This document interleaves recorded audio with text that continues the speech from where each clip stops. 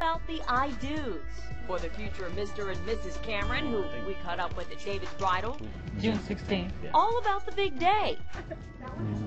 But let's rewind for a sec and go back to the day the longtime friends met. What attracted them to each other? Alcohol helps.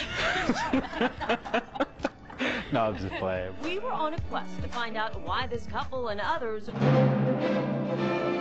walked down the aisle instead of running the other way. So we came to the home of the Aggies and assistant psychology professor Paul Eastwick to break down the laws of attraction, what leads you to your mate, and what makes you stay. We tend to be attracted to those people who we find to be physically attractive. What really matters is our own personal idiosyncratic judgments of another person's physical attractiveness. Looks, similarities, familiarities. It's all part of the formula, and so is ovulation.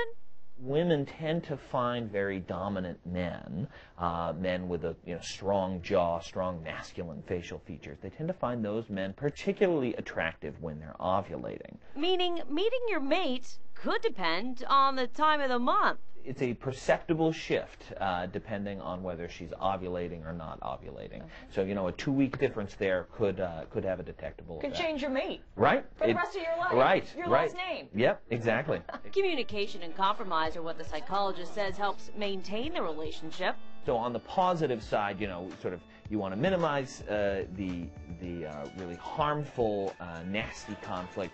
You want to be able to manage the stressors that come up. But on the positive side, there are also things you can do to increase positive feelings in your relationship. What about something like this? Like doing things together and changing it up. This couple, Still got a long way to go. but they're ready to take on the challenge, keep the spark alive, put aside the stressors, and say, I do, rather than I don't. Courtney Zabowski, KHOU 11 News.